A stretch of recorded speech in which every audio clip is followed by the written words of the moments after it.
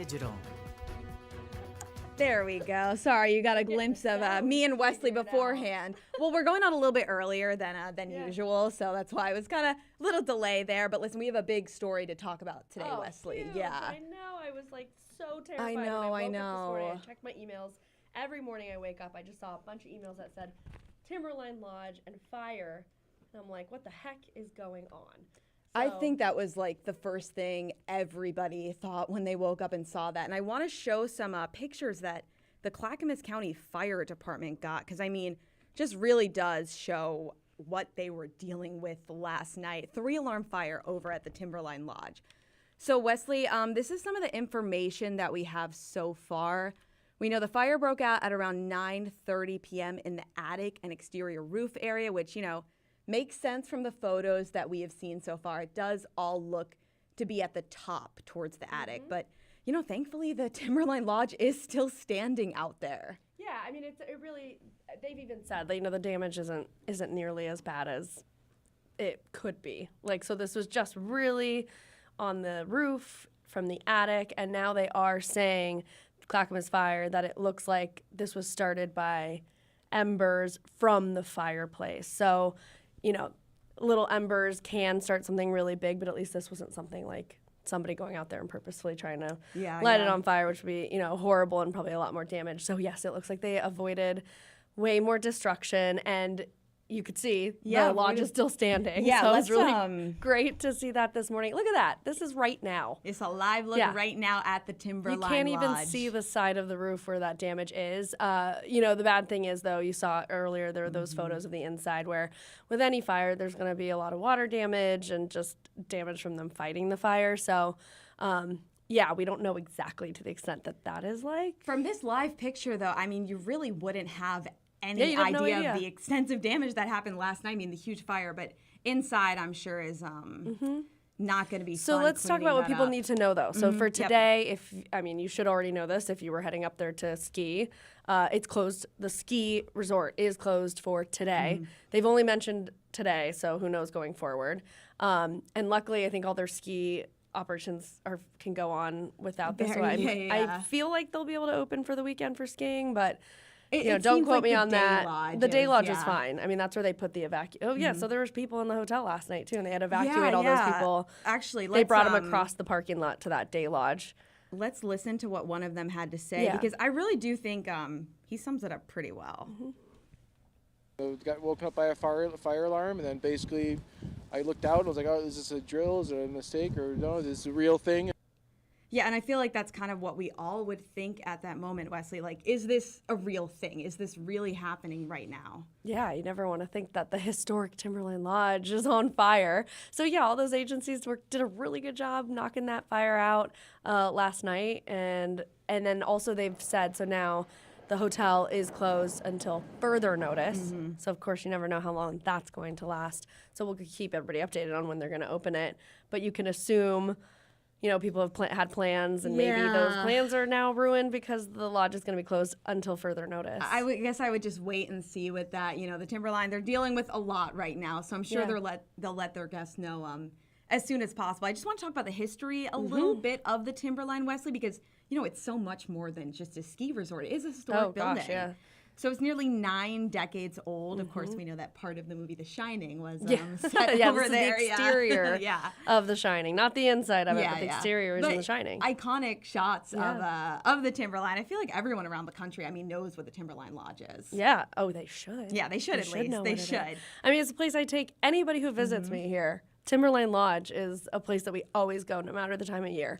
We always go visit Timberline Lodge. It's beautiful. There's so much history in there. They've got a lot of historic artifacts and a lot of old photographs and like kind of a museum-y area in the bottom with just some and like Native American artifacts and a whole timeline of the Timberline Lodge like building or construction. And luckily, we've learned all of that is okay. None of that was harmed. None of it was touched. So that's the great news. There. Yeah. And then personally, I have a great connection to the Timberline because I learned how to ski there. I got my first lesson there. Oh, that's where you learned? I had no idea what Oh, I I was didn't doing. And they were realize that. so great teaching. I mean, they're amazing. So Yeah, Timberline Lodge is Yeah. fantastic. There's, I mean, so many people in this region learn to ski at yeah. Timberline Lodge. I think it was called the Powder Hounds. Is the That would when make you're little, sense. like Yeah, little yeah. kid learning how to ski is Powder Hounds there.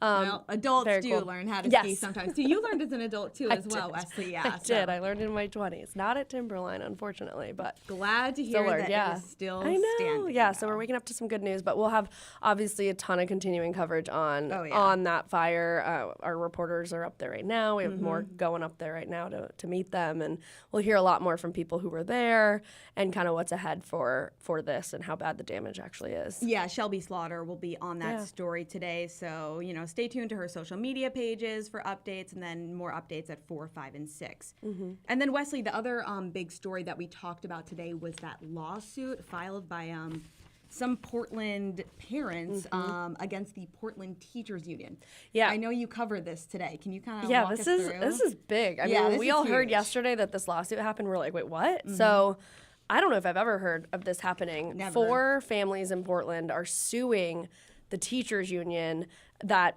serves Portland Public Schools. It's called Portland Association of Teachers. You'll also hear us call it PAT. That's what you see on there, PAT. So 4 families, they're going by pseudonyms in this lawsuit, are suing them for $100 million because they say that strike that they just went on in the fall was illegal, and they say it caused a ton of emotional distress and learning loss. And more for their students. It caused them to have to pay for childcare, to have to miss work. So now they're saying that all costs $100 million, and they're suing the teachers union. But even more than that, they're actually pushing for the new contract Yeah. that was just signed between the district and the teachers union, which is the whole reason for the strike, and that was the whole reason they were able to resume school, that contract.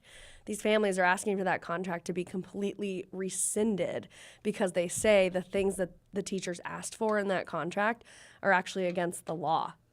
And I know, Wesley, you brought this up today, that specific law that they were Yeah, alleging. Can you just read it to I'm us? gonna have to read Yeah. it to you guys. Yeah, I'm it's not a lawyer. very technical stuff here. Yeah, exactly. So let's see. So the contract that they came up with included pay increases for teachers and smaller class sizes, as you've known for months now.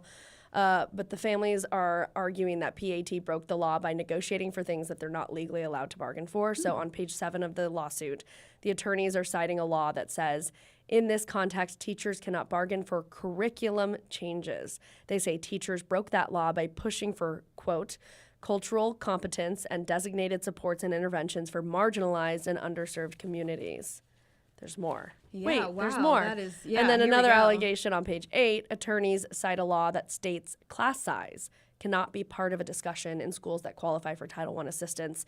That's a type of financial assistance. So these families are claiming that PAT broke that law by advocating for changes in class sizes across the board. This will be interesting. Very to see interesting. This play out. It's going to be interesting to see how far this actually goes, what happens. This is just a very beginning of all of this. But again, 4 families in Portland with students in Portland Public Schools are now suing the teachers union. Yeah, so like Wesley said, I guess we're going to have to watch how far this lawsuit gets. Again, it's just in the beginning stages, but very interesting to see for sure. I mean, we really didn't expect to get that. And I know that you guys were yeah, I've covering never it. heard We of were this happening. all covering the teacher strike for so long and then thought it was over. But Yeah, I I guess mean, it's just, And thinking back, I mean, I know a lot, like this really disrupted yeah, no, it did. a lot of families in this area. I mean, this happened last fall. Students missed at least 11 days of class, but then that's not counting all of the makeup days the district then had, which they had, I think, was it during like this spring break?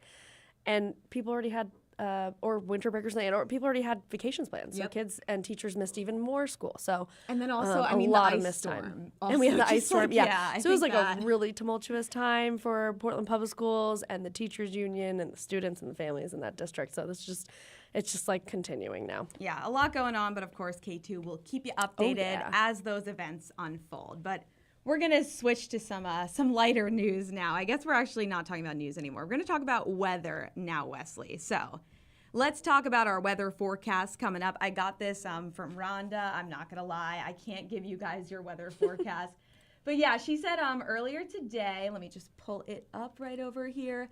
She said there's going to be a high of 75 in the Portland metro area today, so that's going to be beautiful.